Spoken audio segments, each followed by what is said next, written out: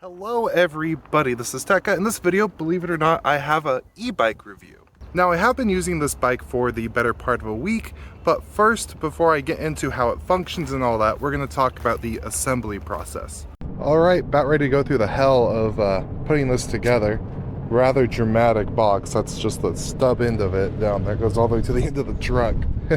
Now, when this bike was delivered, it was in a huge box. It was definitely a team job to go to move it around, and unboxing was pretty easy. Just go ahead and slide off the top, and it exposes all the components in some really nice foam. So it's packaged pretty well. Now, actually assembling the bike was a pretty straightforward process. The first thing you do is put on the wheel. Now, this was the only part that I had some issues. This guy right here. This is what was in that front axle down there to go ahead and protect it during shipping so it wouldn't bend. And during the actual video that they put up, which the fact they put up a video of how to put it together was nice, when they removed this, they just simply unscrewed it. That was not the case, and there was not the right size tool to take this apart, so I had to go find my own. Really, the only steps putting it together was putting this wheel on, making sure the disc brake was aligned correctly. We went ahead, popped on this front fender and the headlight. We had to screw on the handlebars, which really just held this up, put this plate on, screwed it all in. All the electronics and everything was already put together, so that was nice. And then we had to put on the pedals. Now that was kind of hard. You had to get that like perfect, but once you did catch a thread, it was really easy. Now, one thing I will note, this bike does not come with a Coca-Cola crate, and nobody is sponsoring this video. Now, they do make accessories, and like they do make their own little back cage thing here, but I'm cheap, and I had that Coca-Cola crate laying around.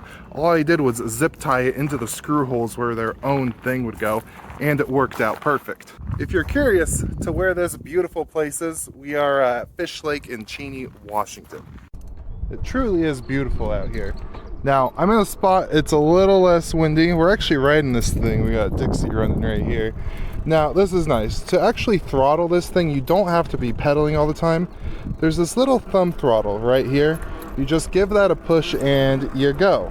Now, this thing, I'm trying to cruise with Dixie here, so I'm not gonna go top speed, but it goes about 20 miles an hour. There is a governor, it has more power than that. On this side here, we have 7 gears, so you are able to go on 7. Now, honestly, I haven't moved it away from 7 because this gives enough assist that you can have it on top gear, unless if you're going up like a really steep hill. Oh, the train scared Dixie. Come back. It's okay.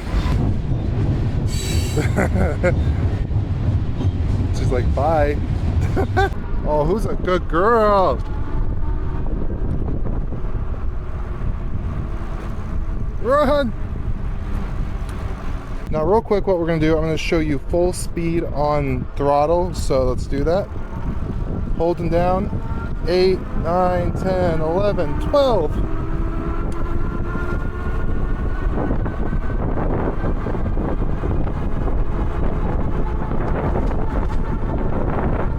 And right about here is top speed. Now on this thing, the top speed is 20 miles an hour because of the governor, so that way it's street legal. But I've noticed if you give it just a little bit of pedal, even if you're on like the highest assist, which I'll show you in just a sec, you could be cruising easily at like 23, 24 miles an hour. And the fastest I've been able to get this bike to go has been about 28 miles an hour. Yay, who's a good girl? Who's a good girl sometimes? One thing I haven't done yet that I just realized is the peel. Oh. Now it is definitely easier to see this screen in the shade, and basically what we have here, you saw the miles per hour there. We have our battery percentage, and it does say 100%. When it comes to the read of the battery, if it's a fresh charge and within the first like 10 miles or so, it's kind of all over the place. If you're not riding it, it's at 100. If you're going up a hill, it'll drop down to like 54 randomly. And that's just because the battery is trying to assume how long it's going to last and how much power it actually has. And it uses a lot more power to go up a hill than it does to coast down a hill. So that's why you're going to have that wild variation. But when the battery is getting low, it's usually going to stay under 30% until it dies. It hasn't died on me yet because I've only been riding it back and forth and I plug it in every night, but yeah. So for example, on full throttle, you can see it's about 78%, 77%. And right here, this is the miles. So I've gone 25 miles so far on this bike in total, and this trip specifically has been the last 5. If we look over here, we have the up, down, and the power. If you press up, you can see that number changes right there. And that's the level of assist that the electric engine and the battery back here is going to give you while you are pedaling. And if you hold down the plus button for a couple seconds, it's going to turn on the headlight. And right now I'm giving it just a nice light pedal on 7th gear, the level 1 for the assist, and doing this will generally cruise you about 10 miles an hour. Giving it a little bit of pedal, we're going about 22, 23 miles an hour. Dixie! Oh no! I abandoned the dog.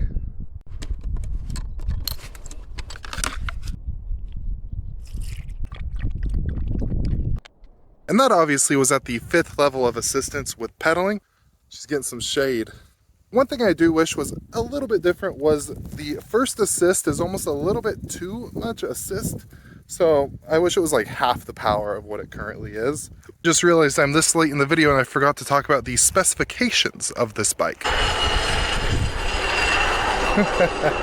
Now this right here, the smaller key is the key to the bike. This is the key to my lock. The only thing this key really does is allow you to unlock and lock the battery so you can remove it if you'd like to. And over here on this side is the actual kill switch to the battery. And right here is where you actually plug in the battery to charge it up. The battery itself is 750 watts. Like I said earlier, it could take you 20 to 25 miles or so. For weight capacity, the bike says just over 300 pounds. I'm not that heavy, but I'm a bigger dude, so I'm assuming the battery capacity for me is going to be closer to that 20-mile range. And that is obviously dependent on how much you're pedaling, how much you're throttling, and how much you're going up hills. Now, the most notable thing of this bike, or most noticeable, is these fat boy tires. These are 20-inch, specifically at 20 by 4. Helps with that is the front suspension fork. Without that, this thing would kind of suck. With it, it is nice. If I push down on it here, you can see it definitely adds a little bit of a cushion to your ride. All right, you ready, Dixie? You got a good brake in you? All right, let's go. I don't know if you can see the butterfly, but it's been following me for quite some time. Hi, guy. Whoa. What a beautiful thing. Oh, there's 2 of them. Oh, look what I just found on the path here. We got a little gardener snake. What a cutie. Now, a really cool thing about this bike is it does moderately well off-road.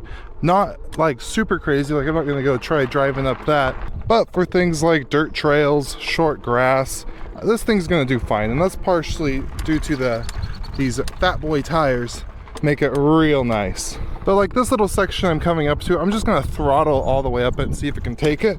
So I'm now holding down the throttle. Didn't really get much of a head start. You can hear it struggling, and I have to pedal.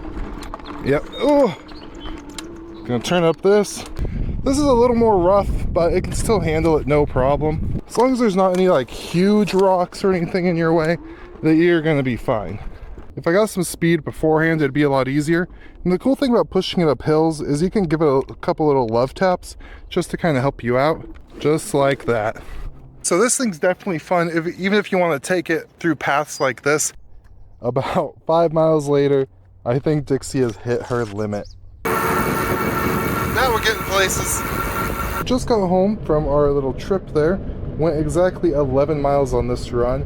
You can see with the battery not doing much of anything, we're sitting about 70%, so that is very nice. So it is a few hours later, and what I can say about this is it is a pleasure to ride.